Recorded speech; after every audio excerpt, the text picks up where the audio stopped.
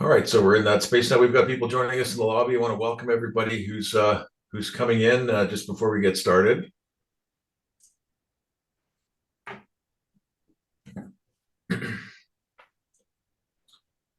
Some, I guess, for the people who are just coming in, was a breaking story yesterday in New Brunswick. Blaine Higgs is has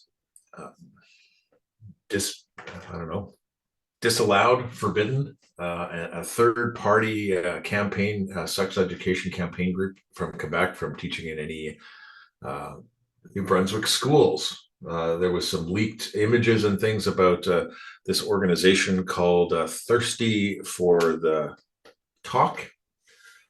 Uh, and Initial reports were that this school, there was at least four schools that had this third party group come in supposedly to talk about HPV and STIs. And the presentation went far beyond that. And those initial reports suggested that this was that kids from grade 6 to grade 12 were put, there was no advance notice to parents, and that they were put into this mandatory afternoon in the auditorium. And the content of the Thirsty for the Talk website is one you can find yourselves. And it's very much adult content outside the curriculum. There's featuring images on their homepage of what looks like bondage gear in one of their frames. Quite disturbing. Ordinarily, today, Melanie Bennett and I would be recording the weekly Canadian Gender Wars report. That is, we host that on YouTube. We publish every Sunday afternoon. Try and get it in around 4 o'clock Eastern time. If you haven't subscribed to that channel, we'd love you to. We spend something like an hour or so every week looking at the issues around gender from coast to coast in Canada. The breaking news, the controversies, the political changes and evolution. I started this as a blog, late January of last year, with Woke Watch Canada. And while people are coming in, I just want to give a shout out to Woke Watch Canada, publisher James Pugh. James is one of the co-authors of Grave Error, a book about what really happened in Canadian residential schools. Other authors in that group, Francis Widdowson and Barbara Kay. And there are a couple of think tanks associated now with Woke Watch Canada. And Woke Watch kind of spun out of a group some of you may be familiar with called Lighthouse. A Lighthouse is founded and started as a network of people concerned about wokeness in education. Catherine Cronus, the founder of that group, has allowed people from across the country to network with each other, people who have been canceled or who are concerned about the impact of woke ideology in our Canadian education system and beyond. There are groups all across the country, and that's where the Parents' Rights Coalition of Canada has come from. I'm a proud co-founder of PRCOC, and we have a number of different groups from coast to coast who collaborate with us. The idea behind a Parents' Rights Coalition is a small hub with many spokes, where we can share information, we can share best practices, and learn from each other, so that we can bring back those things to our own communities, to our own groups that we work with. I see James Pugh is here. Nice to see you, James. We're coming up a couple of minutes to the start of our day today. Welcome everybody who's joining us. As well, everyone's coming in. We've got about 4 minutes to go. This was produced by Our Duty Canada. Some people we can name in these kinds of conversations and who are parts of these groups across the country, and some people can't be public. More and more people are able to come forward and speak as themselves. A lot of people, of course, are in precarious positions with their workplaces and even with families and children, where they can't express gender critical views or things like that, because it could undermine employment, careers, and family relationships. So Some of those people can speak out and some can't. So we're going to have a presentation from Our Duty today. I can't name the person, and they produced this video last year following the Million Person March.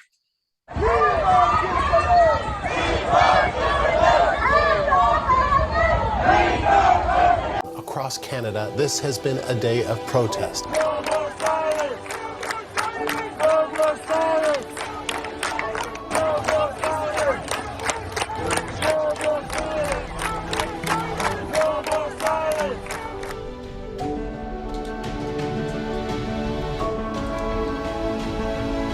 Stand up to the bully will decide what to do. They will fight, fright, or flight, fight, or fright. And so let's give them some fright on September 20th.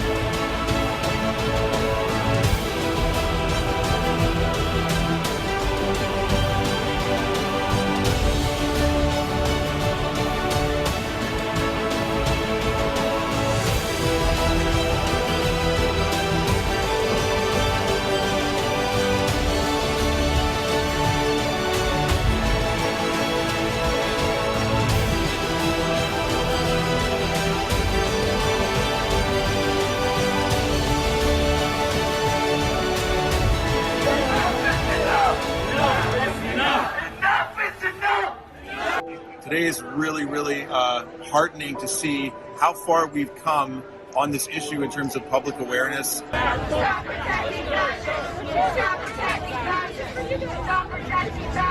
Fred, this cute be stand shoulder to shoulder with Antifa. It's weird when people ask me about Antifa because, like, do you think we're pro-fascist? That's weird. They have to come out harder because the only defense these Marxist infiltrators of the unions have is to keep calling names. It's the playbook. For parents who have a say in pornographic books being accessible to young children. Boards of education, are you listening to your parents? That people are coming together, are getting united. Christians, Jews, Sikhs, everyone, atheists, agnostics, they support parents for protecting their children. They support children to be free from indoctrination. We are the majority, and they are the fringe minority. We've had Muslim leaders. Today we've had Christian leaders. Today we've had atheist leaders. We've had feminist leaders. I represent the rainbow, and this is how we stop the medicalization of children. It's coming together.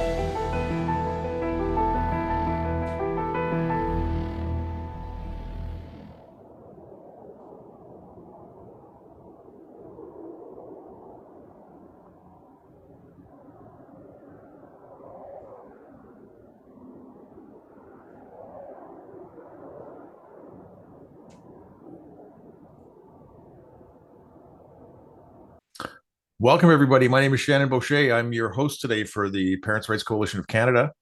And our second national summit, we've got people joining us today from coast to coast. We have an outstanding lineup of people doing incredible work. People who, most of whom can use their own names today, whereas not long ago, some of them couldn't. We still have some people working behind an icon, and that's part of the kind of work that we're doing.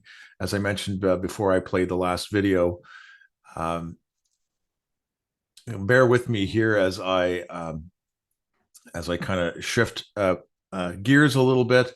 I'm going to enable the chat today. We talked about giving this a try. The last time we did this in January 27th, I didn't enable the chat, and I've had some conversations with people. We'll give it a try if we have people who are, being difficult, let's say, or have decided to join in on our seminar, our summit today for the purpose of disrupting. We'll have to reevaluate, and I'll get some help, and I'll beg your indulgence as we work through any issues that could possibly arise. We invite people to listen to what's going on. If you're coming here because you are critical of the gender critical movement, of the parents' rights movement, I'd really encourage you to listen. We spend quite a bit of time and energy. My podcast co-host Melanie Bennett listens to and pays attention to a lot of the ideas and papers and seminars and sessions that the activists like to host, and they talk about their beliefs, and we want to understand what other people's beliefs are. We believe strongly in freedom of expression, and that we should all be able to speak openly, and that's how we get to better ideas. So I'm glad, and welcome again to everyone who's joining us.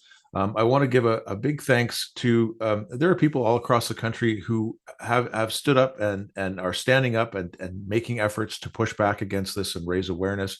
It's getting easier and easier today than it was a couple of years ago. We're going to start today's program with a presentation from my friend Chanel Fall, who, along with myself and in Ottawa, ran for public school trustee in 2022. A big part of the conversation that we're starting to have now is, what are we going to do for 2024 in Ontario and British Columbia when those elections come around again? Nadine Ness from Saskatchewan is going to be one of our presenters today. Nadine is a former RCMP officer with special training in the behavior of child predators and sexual predators. She's going to be talking a little bit about organizing in Saskatchewan. We had terrific conversations together a few weeks ago when she was here in Ottawa about how she's organizing and help organize people in Saskatchewan to run for school trustee. I saw a note that chat is disabled. I'm going to work on that in a second as I start. Chanel's unable to be with us in person at the moment. She's hoping to join later this afternoon, hopefully for some Q&A, but she did record a video. That will give me a little bit of time to play around with the function. So once Chanel's video starts, I'm going to sort out how we can get the chat function going, and she's going to be talking about the state of affairs in public education in Canada.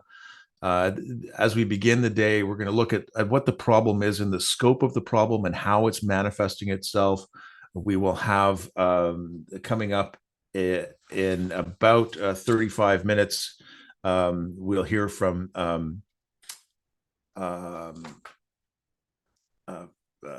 Pascal Bourgeois. Pascal is teaching teachers in Quebec, was just published in the Journal de Montréal. Pascal is going to be talking about some of the issues with teachers and pedagogy, which is the sort of theory of teaching children and the state of teaching. We have Stephen Reish, who will come after that. Stephen, studying at OISE, doing graduate work there. We had a chance to get together in Toronto a few weeks ago when I was visiting, along with Melanie and some others who can't be named except by pseudonyms. And Stephen has a great expression that I really love, and it's how do you operationalize that? It's a way of inquiring into kind of the woke theory to get people to unpack and think about the implications of what they're actually saying. Um, so shortly, I'm going to start Chanel's video. Thank you again if you're just joining. My name is Shannon Boucher, and this is the Parents' Rights Coalition of Canada National Summit.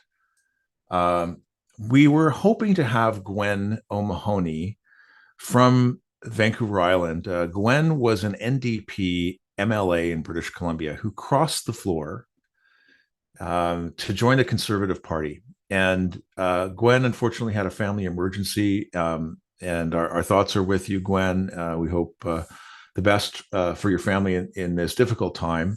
Gwen asked that we could play a video about their recent efforts in British Columbia to move forward a private members bill about women in sports. And so I'm going to just bring over, this is April Hutchinson. If you know April, she's a powerlifter who was suspended for criticizing a male person who was competing in women's sports. And this is what's going on or just a couple of weeks ago, the private members bill in the BC legislature. All right, bear with me with some transition here. I'm going to set up Chanel Fall here now. And just before I do that, I would like to talk a little bit about another project that we have going on. And we're asking for your help on this. Everybody who's presenting today is doing so on a volunteer basis. Most of the people doing the work in this area are doing so on a volunteer basis. And we're fighting back against heavily funded federal and provincial and corporate money and organizations that are paid activists, paid opposition to the tune of tens of millions of dollars. A year and a half ago, almost 2 years ago in August, Justin Trudeau announced $100 million over 5 years for LGBTQIA plus the activist agenda. And there's $20 million a year handed out. It's a bit like a reality TV show every year for the biggest grievance gets the most money. And we're seeing a lot of activist organizations with a lot of money, and we're doing this all by ourselves. Now, this particular project, a member of and founder of DDSB, that's Durham District School Board, it has started a Freedom of Information campaign to gather documents from the school board and from the municipality. I can't go into detail about what's been exposed, but it looks like there is a path to formal complaint with the Ombudsman of Ontario for corruption. That's probably not the best specific word, but that's what it is. This is the Give, Send, Go page. You can find the link through the PRCOC.ca website. At the top of the page, there's a donate button. The Freedom of Information requests have come back. Now, typically to do this, and I think we're going to have someone on our grassroots panel talk a little bit about the process. In Ontario, it's called MFIPA. That's the Municipal Freedom of Information program. Typically, it's a $5 fee for a Freedom of Information request, but the bureaucrats sometimes come back and say that's going to be 35 hours and this is the price per hour. And so it does cost quite a bit of money, and people pay out of pockets where they can. There are people doing great work who, we all come from a range of means and capacities and stages in our lives. And so this project will help to continue with that MFIPA, Freedom of Information campaign. As an executive with the Parents' Rights Coalition of Canada, we have talked about a surplus that might be accumulated here. If there are groups across Canada who would like to follow in the footsteps and use freedom of information to our advantage to find out more about what's happening with your school boards and your municipalities around these issues, we will take requests or applications. If suddenly you get a bill that's several $100s and it's something that's a stretch, we'd love to hear from you and we'll evaluate those. So All of this donations today will go to first support the DDSB project and then projects of others. I'm going to move us now to Chanel Fall. Again, Chanel is not here in person today. Sends regrets, just like everybody. As I said, coming from different circumstances and timings, Chanel has work obligations this morning, hoping to join us later today, and we had to do a little bit of a reshuffle, so we fit her in at this point.